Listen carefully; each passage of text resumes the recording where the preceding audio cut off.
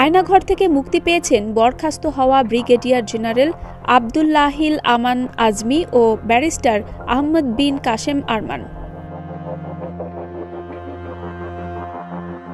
জামায়াত ইসলামীর সাবেক আমির গোলাম আজমের ছেলে ব্রিগেডিয়ার জেনারেল আব্দুল্লাহিল আমান আজমি ফিরে এসেছেন।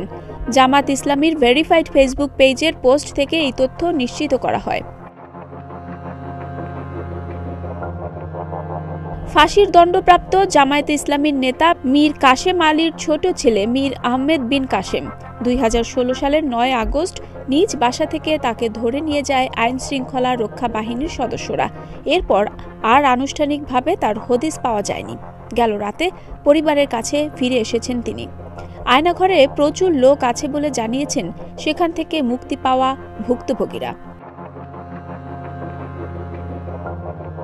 এর আগে সোমবার রাতে রাজধানীর ক্যান্টনমেন্টের কচুক্ষেত এলাকায় 20-25 জন সাবেক সেনা কর্মকর্তা ও গুম হওয়া ব্যক্তিদের স্বজনরা বন্দীদের মুক্তির দাবিতে অবস্থান নেন।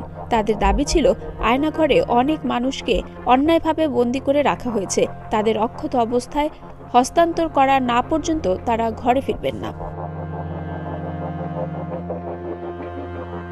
একসময় আয়নাঘরে বন্দী ছিলেন কর্নেল হাসিন। তিনি তার বক্তব্যে তুলে ধরেন সেখানকার নির্যাতনের কথা। আয়নাঘর না শুধু ভাই, আয়নাঘরের একটা সিম্বলিক। ডিবির কাছে, এনএস এর কাছে, বিভিন্ন জায়গায় লোক গুম আছে, এমনকি ভারতও আছে, থাকতে পারে। মানে এমপি সালাউদ্দিনকে নিয়ে গেছে, অন্য কাউকে নিয়ে যায় না আমরা জানি না। আমাদের ইলিয়াস আলী ভাই সম্বন্ধে পরিষ্কার করতে হবে, ইলিয়াস আলী ভাই সম্বন্ধে পরিষ্কার করতে হবে কোথায় সে কি হয়েছে, বিচার করতে হবে। কিছু খারাপ কিছু হয়ে থাকে, যারা মারা গেছে বলতে হবে, অন্তত পরিবার জানে মারা গেছে, যারা ব্যাপার স্যাপার আছে, ধর্মীয় ব্যাপার স্যাপার আছে।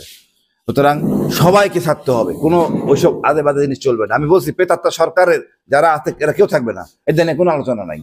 মঙ্গলবার সকালে ডিজিএফআই এর প্রধান কার্যালয়ের সামনে আওয়ামী লীগ সরকারের আমলে গুমের শিকার হওয়া ব্যক্তিদের স্বজনদের নিয়ে গঠিত সংগঠন মায়ের ডাকের ব্যানারে দাঁড়ান স্বজনরা। এরপরেই আরও বন্দীদের মুক্তি মেলে।